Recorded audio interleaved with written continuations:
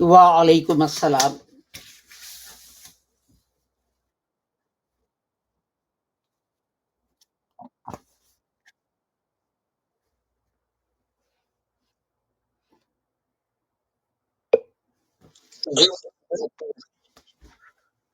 I thought we were doing this in I thought we were doing this in English. Yeah. Okay. Okay.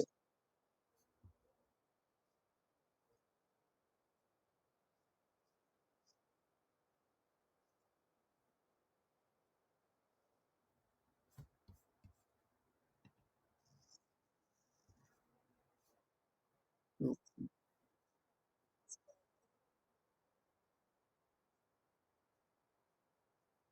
Okay. Okay. Okay. The topic is apostasy and what is the punishment of apostasy in Islam, which is a very common objection that is raised against Islam, that the punishment of apostasy in Islam is death.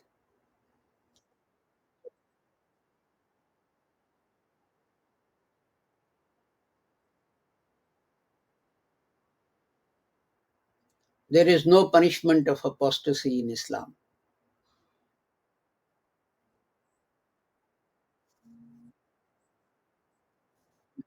Yeah, yeah. So,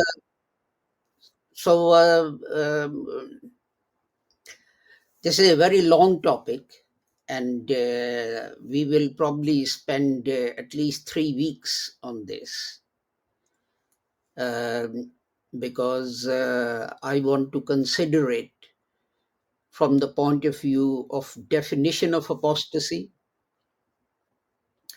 and then what does the Holy Quran have to say about that, and then what does Hadith say about it, and then perhaps, or as we go along, we may look at some questions as well. Yes, yes, yes, as part one. Yes, please. Yeah, yeah, yeah. Okay. So, okay, okay. So I hope some other people may join us as well. But, let us see. Um,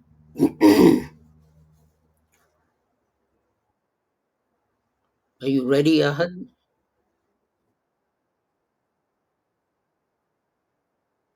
Okay, okay, all right.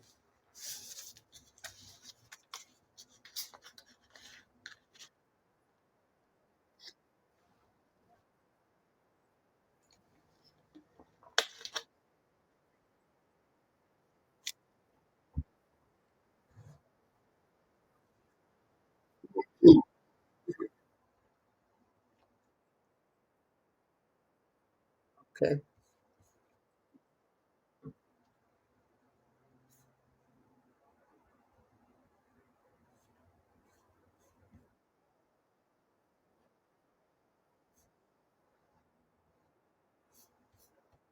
okay, okay, okay.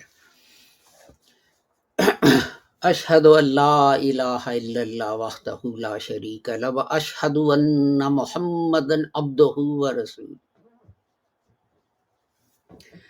Assalamu alaikum, everyone, Muslim or non-Muslim alike. Welcome to today's broadcast, which is going out over many different services, such as StreamYard, such as Podbean, MixLR, and so on. So it's a mixture of podcast a radio broadcast and video broadcast as well. Today, our topic um, there is no punishment of apostasy in Islam, and this is part one because it is a long topic, and I want to consider it fully because it's misunderstood both by Muslim and non-Muslim alike. And what I want to start with is, what is the definition of apostasy? Because unless we know what apostasy is, we cannot say what its punishment is. And that's a normal thing. For example, in English law, if you do criminal law, when you come to define stealing, for example, the first thing law does is to define what it means, that you intend to permanently deprive someone of something that they have. Um, and it's the same sort of thing. So I want to look at how apostasy is defined. And I don't want to spend a long time on it, because if you have long lectures, then people sort of lose interest, etc. What I want to do is to um, look at it uh, in sufficient detail for people to understand and appreciate what it is. So let's look at the definition, which is generally given, of what apostasy is. And it's divided into four parts. And matters which constitute apostasy, it is said, can be: number one, apostasy in beliefs, such as associating others with Allah, denying Him, denying an attribute which is proven to be one of His attributes, or by affirming that Allah has a son. Whoever believes that whoever believes that is an apostate and a disbeliever. Now, you see, if you look at this, it says apostasy in beliefs, such as denying Allah. So that would mean that all atheists and all agnostics are apostates, and according to non-Ahmadi Muslims, they should all be put to death. There are in Europe, I mean, it may be okay in those countries where Muslims are in a majority, but there are in the Western world, in Australia and New Zealand and Europe and Northern America and so on, Canada and United States, millions upon millions, tens of millions of people who are either agnostics, and that is that they are doubtful about whether there is a divine being or not, or they're atheists in that they simply deny that. So people who say that apostasy in Islam has a punishment, are they going to punishment all these tens of millions of people?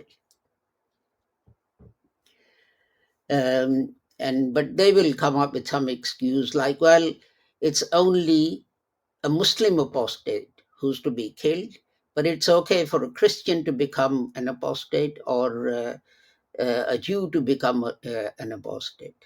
Why? Why these double standards? Um, you know, so even the first definition, if you look at it with common sense, is leading to uh, uh, contradictions. Or by affirming that Allah has a son. Jesus says in the New Testament, "My Father and your Father." He says God is the Father of the whole of humanity. So what about that? Are Christians then apostates? And in fact, it says Jesus affirming that Allah has a son. So does that mean that all Christians should be put to the sword? And you see that is the strange thing. Um, you know,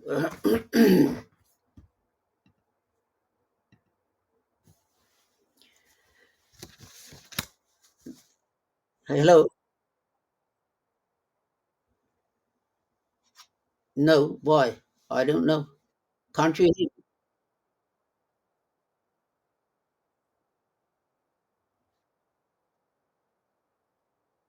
Yes, yes, we did get cut off briefly. Yeah, yeah. Oh, okay, okay. Oh, welcome, brother Gaddafi. He's in Florida, in Orlando, in United States. Wa alaikum assalam, brother. So we just started. So that is the first part that traditional people say that apostasy. Uh, yeah, that's the first part of the definition. Apostasy in beliefs, that we associate someone with Allah. And I said that are they then going to put all Christians to the sword because they say Jesus is part of the Godhead?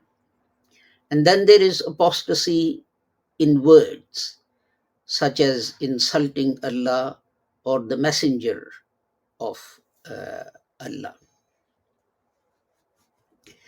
Well, if you are an agnostic, or if you are an atheist, then you deny the existence of God. You deny the existence of Allah. So are you then insulting him? Or, for example, there are Jews and Christians, and they are Jews and Christians, or Hindus and any other religion other than Islam, that they follow that religion because, God forbid me for saying this, that they say that they don't accept the Holy Prophet Muhammad sallallahu alaihi wasallam's claim. So should we put all Hindus, all Buddhists, all Sikhs, well, the Sikhs accept the Holy Prophet's claim, um, but all other religions, such religions, should we put their followers to death? And the more you think about this, the more this doctrine, I feel, is insulting, not just to Islam, but also it's insulting to Allah, and it is insulting to human intelligence. What's the purpose of the story of creation? God tells Adam to do research and find out what things are and so on. So he's better than angels, which are beings that just follow an order that they're given. That is the essence of creation of Adam, to think and come to a conclusion. And the interesting thing I find is this: why doesn't a bolt of lightning come and strike and kill these people from Allah? He's almighty, he can do anything. So why doesn't he just punish these people? Why does he have to leave it to some Muslim state, some Muslim leader to go and kill such people? And then there is apostasy. This is the third one, which is apostasy in actions, such as throwing the Quran into a filthy place, because doing that shows disrespect towards the words of Allah. So it is a sign that one does not believe. Other such actions include prostrating to an idol, or to the sun, or to the moon. Well, if we take that, then we can divide it into two parts.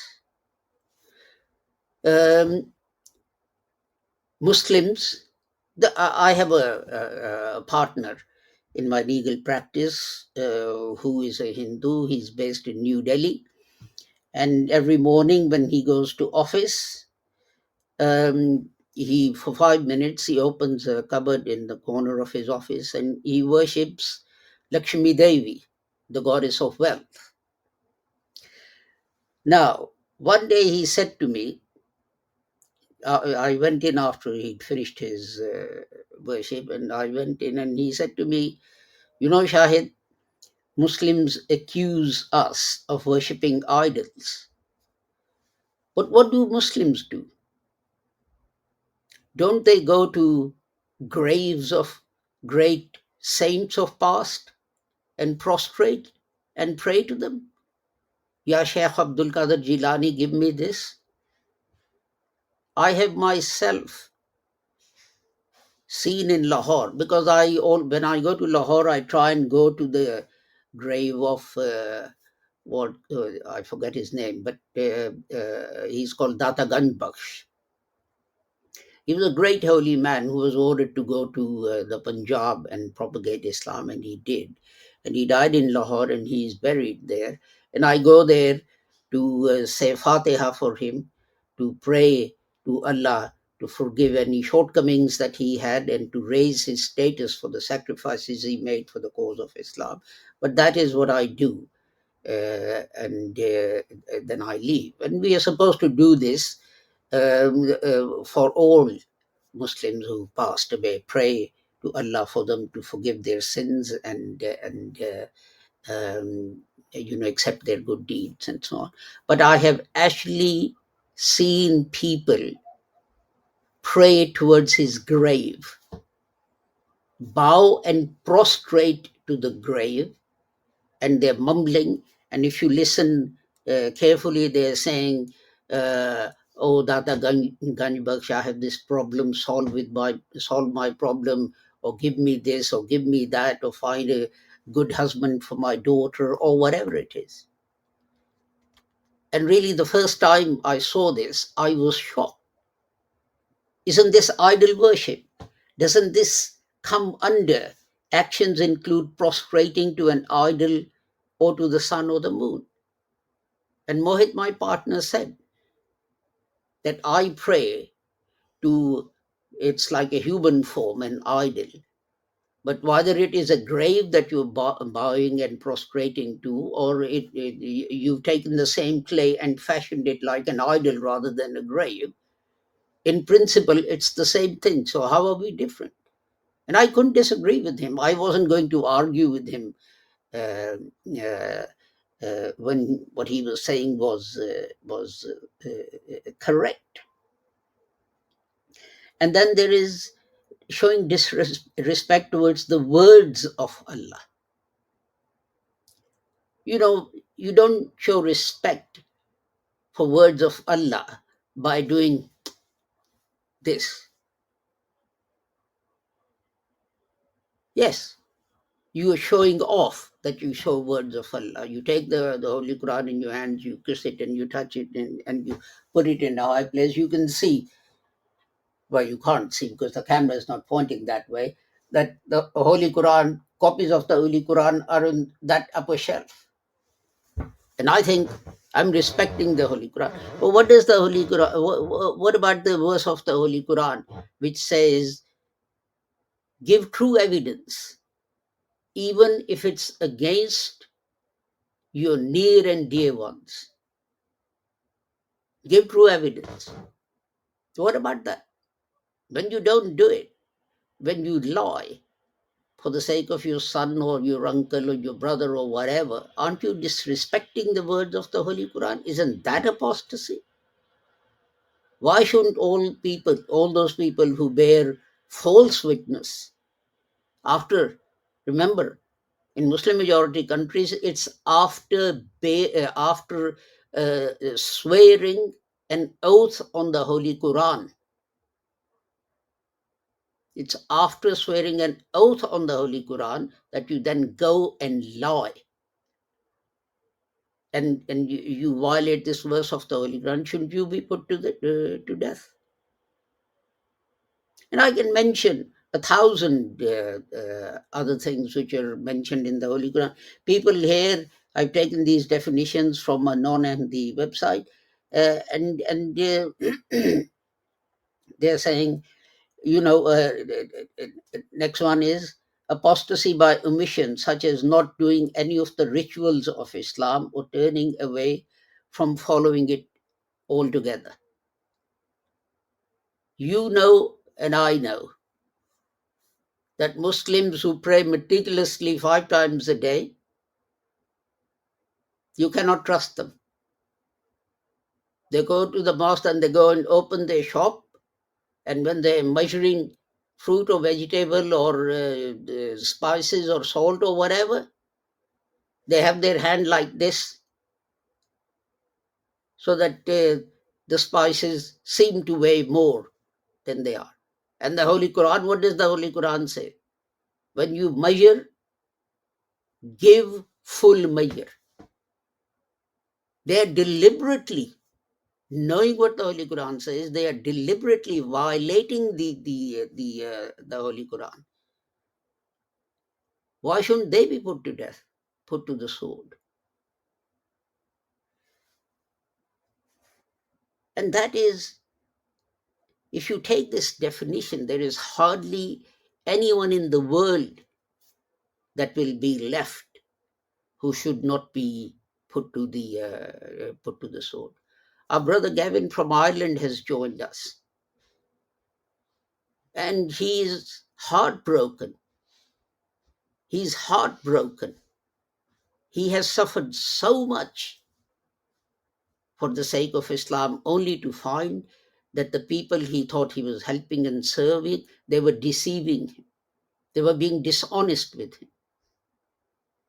And he's heartbroken, and he doesn't know which way to turn.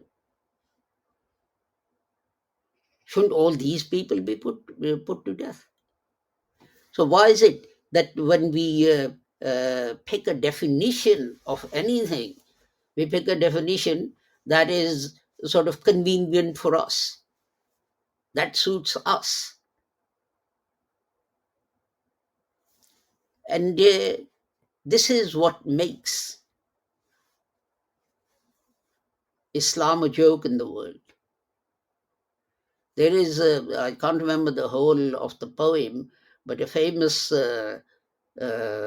poet in India, before it was divided into India and Pakistan, he said that if a sincere Brahmin worshipping idols dies, bury him in the Kaaba.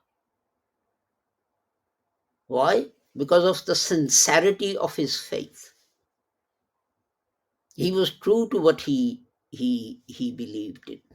And this is the whole point. If you are, someone was asking a question today, why is it that Muslims are so humiliated in the whole world and so on, and Quran promises Muslims that they will always have the upper hand and so on. Quran doesn't promise Muslims that they will have the upper hand in everything. Quran promises momins, sincere Muslims, true Muslims, who are not following Islam because they want to gain some benefit or something out of that. We have two brothers here. I'm not saying others are not sincere. We have two brothers here who are totally sincere in embracing Islam, because there is no financial, there's no worldly benefit that they have gained from that. And and they have even suffered, gravely suffered, for holding on to their beliefs. So that's the first thing I want to say, and that is that if you take the definition of apostasy as given here, they say, you see, apostasy in beliefs. Who is to decide which is the correct belief and which is not the correct belief? At the end of the day, it's only God who can decide. I believe that Jesus died on this earth, not on the cross. He was taken down alive from the cross, and later on he recovered and left Palestine and completed his mission, and he passed away as a prophet of Allah. Others say he is up in heavens. So who is to say who is right? Should I be killed because I believe Jesus has passed away? Some people say Jesus didn't have a father. Others say Jesus had a father. So who's to you see? The point I'm making is that from a secular point of view, from any point of view, really, it is extremely dangerous to give authority to human beings to decide things. We've seen what happens when you give authority to people to decide. Um, I don't know how many people know of Senator McCarthy from America. He decided to go hunting for communists, and everywhere he turned, there were communists.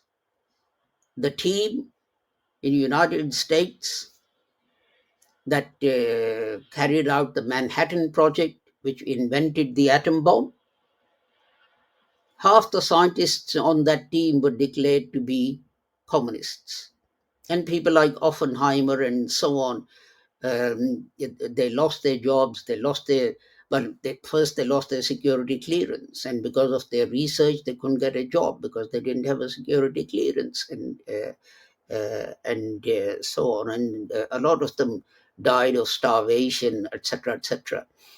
Uh, I'm mentioning that as an example to show you what happens to human beings who disagree with people once you give people the right to decide on those things. It's a very dangerous and a very, very slippery slope. I use Senator McCarthy as an example. Now, even in America, he's cursed and so on and so forth. And eventually, President Johnson called Oppenheimer to the White House and apologized and so on. But the man was dying then. What's the point of starving him for 20 years and saying, oh, well, we're very sorry, you were really a great man. You invented the atom bomb and you helped us win the Second World War, and we starved you and your family to that. Sorry about that. But my point is, this is what will happen if you give human beings the right to decide on on those things. What does the Holy Quran say to the Holy Prophet Muhammad? Your job is to deliver the message. And you've done that. Now it's between me and them. I haven't appointed you a guardian over them. Allah tells the Holy Prophet Muhammad sallallahu alaihi wasallam, I have not appointed you a guardian over them. So if the Holy Prophet is not a guardian over people, then no other human being has the right to judge people. Short, short chapter of the Holy Quran. Just read that. Surah Al-Kafirun. Or you who disagree with me. I can't convince you that I'm right. You can't convince me to carry on the way that you are carrying on. We can't convince each other.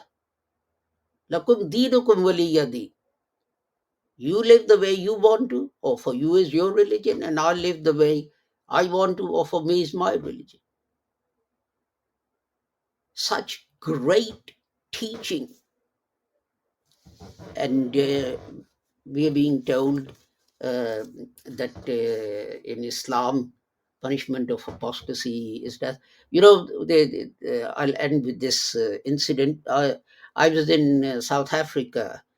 There was a case related between two imams. One imam regarded Ahmadis as Muslims, and the other one had him expelled from his job, dismissed from his job, thrown out of his home, and so on for believing that Ahmadis were Muslims. So the second one sued the first one, and so on.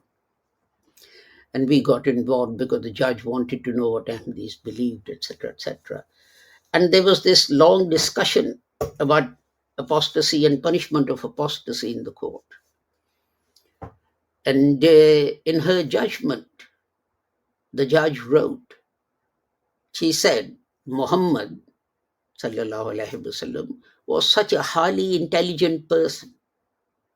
I cannot believe that he would have said that if someone changes their religion, you should kill them, because all he would have achieved was a fifth column in Islam, where people who wanted to leave Islam would have pretended to be Muslims and probably done greater harm to Islam than if they'd simply been allowed to leave. Why do we catch spies and punish them? Because whatever country they're in, they actually represents the interests of another country, but they pretend to be members of your society or your country. And you say that's not acceptable. We are going to find them and we are going to punish. The same thing would have happened to Islam. So today I wanted to consider simply the definition of apostasy that our non-Ahmadi Muslim brothers and sisters used, and discuss it, and show people how illogical and nonsensical that discussion is, how against even the purpose of creation that definition is. Next week, inshallah, we'll turn to the Holy Quran and see what it says about apostasy. And then the following week, we'll look at the Hadith and Sunnah and see and try and see what they say about apostasy. And you will find that in Islam, there is no punishment of apostasy. Remember the verse I recited, for you, your religion, and for me, my religion. That's what you say to an apostate. You want to leave Islam? For you, your religion, and for me, my religion. I want to remain a Muslim. So, Ahad, do you want to add something?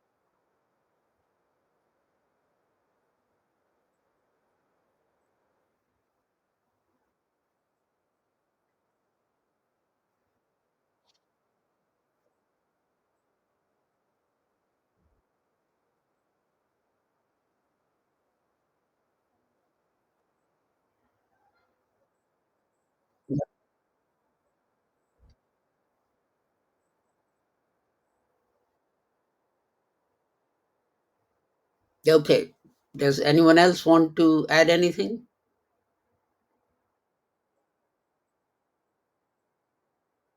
Wa alaikum assalam.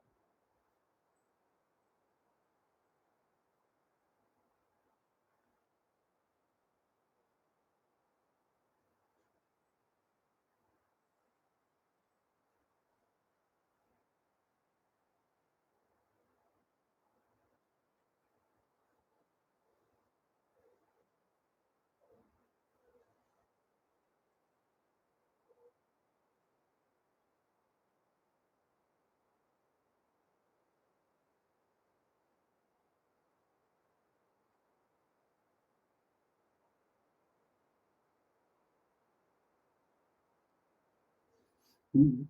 Mhm. Mhm. Yeah, yeah, yeah, yeah, yeah.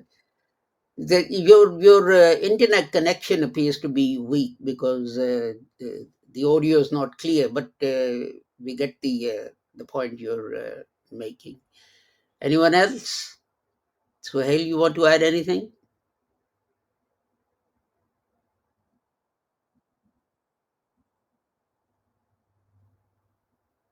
No.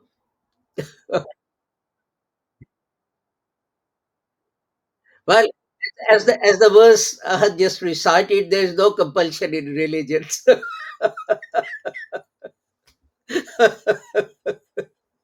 So, Brother Gavin, do you want to add anything? Or if not, uh, we've had nearly 40 minutes and we can call it a day. And inshallah. Assalamu alaikum.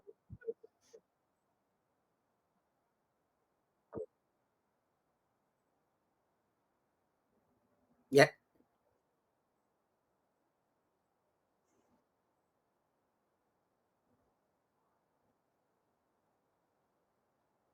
All right.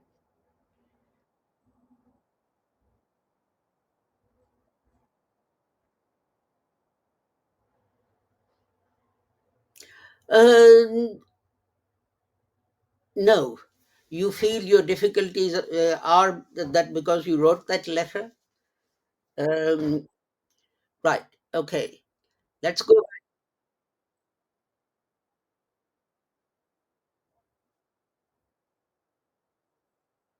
Yes. Yes. Yes. I know. I know. I know. Um, the first thing is that God would not punish human beings for following any particular way of life. And again, let's look at the Americans, and let's look at Israelis, and let's look at Canadians. And I could say, my God, they drink and they take drugs and they go to strip clubs and so on, and they're so rich and they have air conditioned cars and air conditioned homes. Are they being rewarded for being bad people?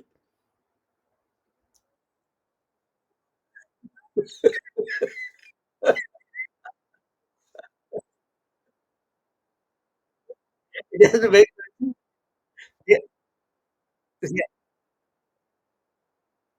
yeah.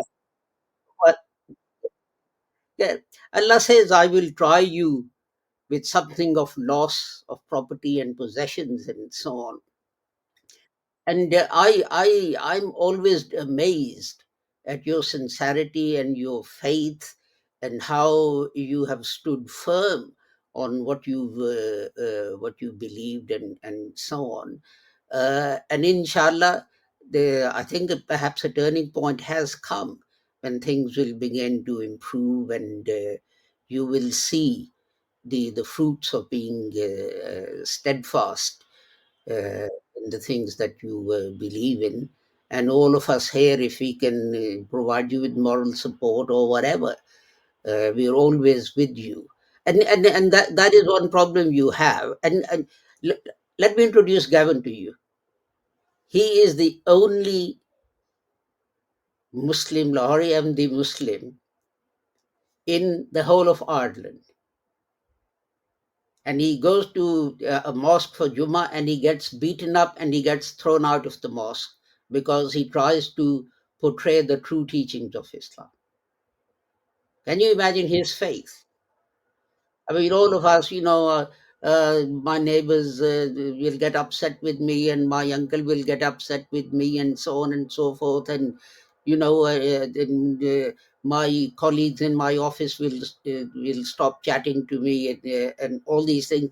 And yet, a single person alone in the whole country, and he has remained faithful to his beliefs, and he has suffered much.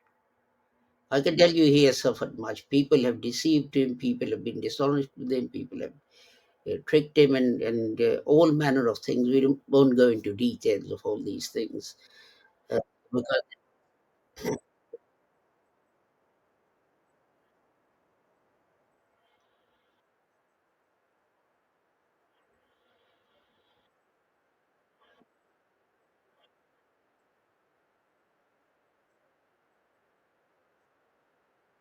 yep, yep,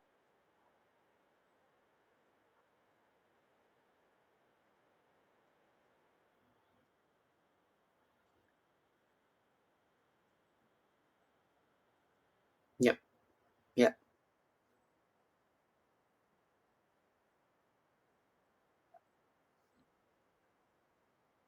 yes, that's right, that's right, that's right, yes, yes. So, I must remember this as a joke, Gavin. I told Qadiani Khalifa, I'm not a Qadiani anymore. I'm Lahori MD. Am I being punished for that?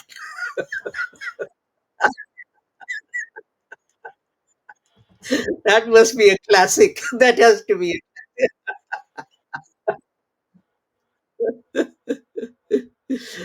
Uh, we never got round to it. I was going to come to Ireland and so on, but then we had COVID, and travel got blocked and everything. So we never got round to it. But inshallah, now that we are slowly getting back to normality, I will one day try and come and see you, even if it's for a weekend. Uh,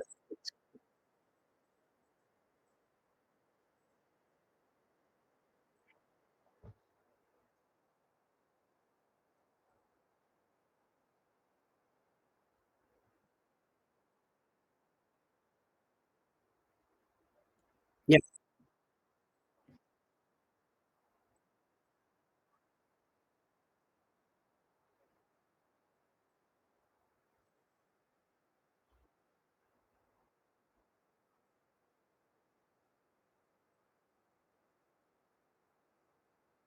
yep, yep, yep.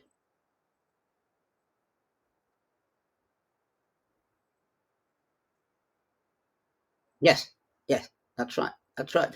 And the sad thing is, Gavin, that Islam, certainly our interpretation of Islam, actually has wonderful theology. But what Muslims lack is this love for their human brother, and that's the sad thing. I will tell you. It's a real story, but it's a joke. An English person who was a Muslim, he rang me and he said, "Oh, I want to come to one of your meetings." So I said, "Well, come." And then he didn't come, and then he rang again and said, "Oh, I want to come to one of your meetings." And I said, "Come." And he didn't come. So eventually I said to him, "Tell me what the problem is." And he said, "Well, I went to Iran as a tourist, and that's where I embraced Islam, and I'm a Shia." And I said, "So I asked you for the problem.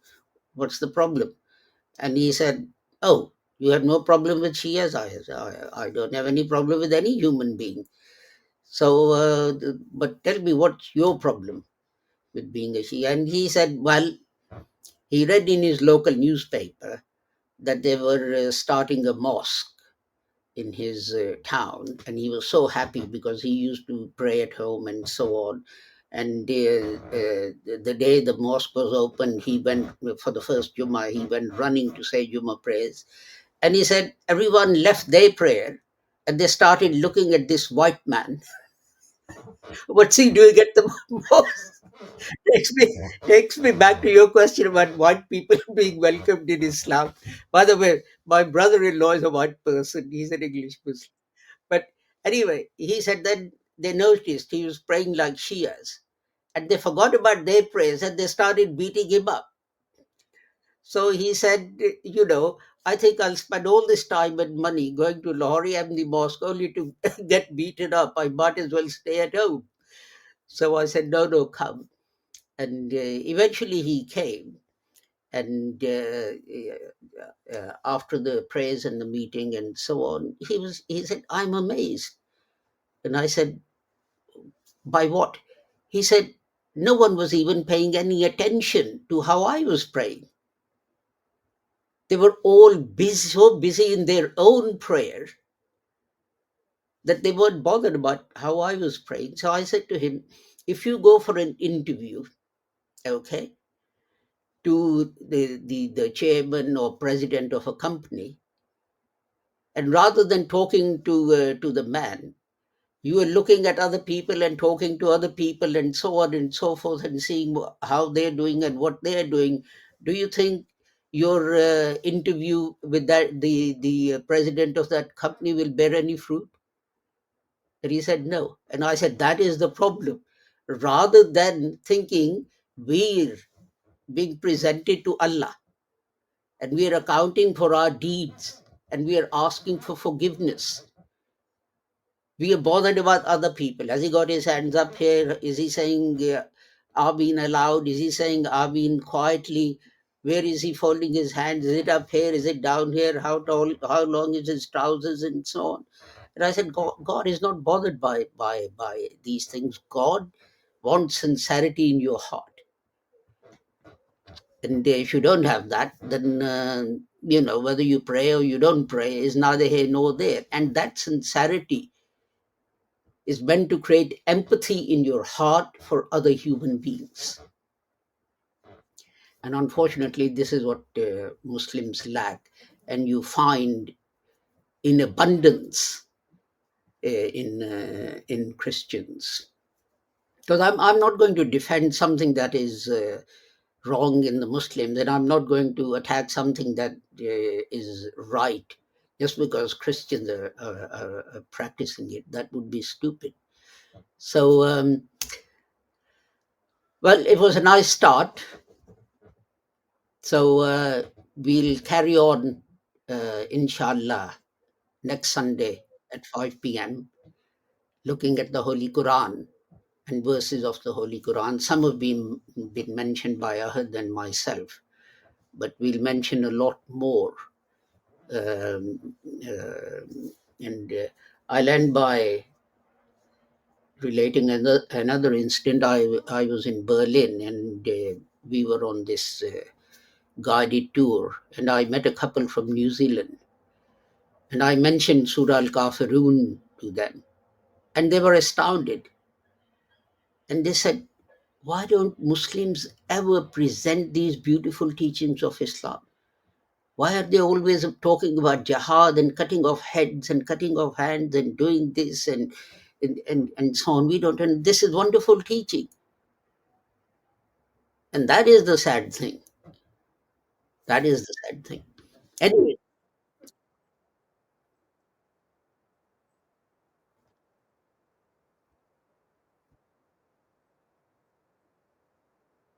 yep,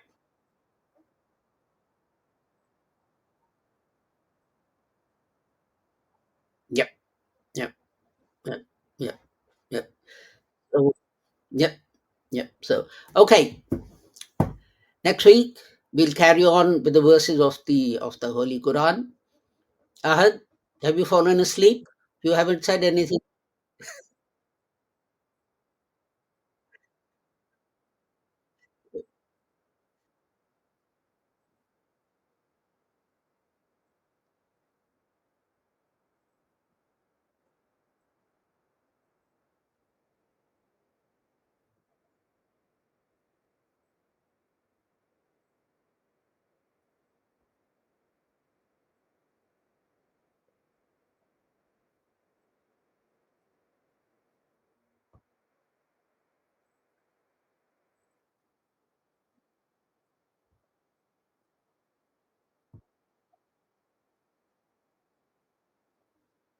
You will not be tried.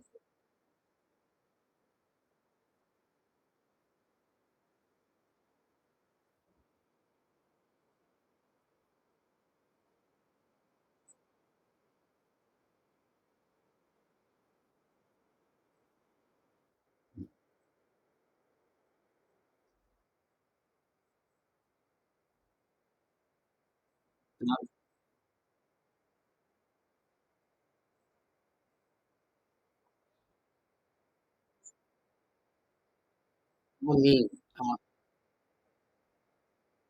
Ameen. Ameen. Jazakallah. Inshallah, brothers, next Sunday, 5 p.m., we'll meet. 5 p.m. UK time. I beg your pardon. I beg your pardon. 5 p.m. UK time. We'll meet again and we'll carry on. Assalamu alaikum. Hafiz.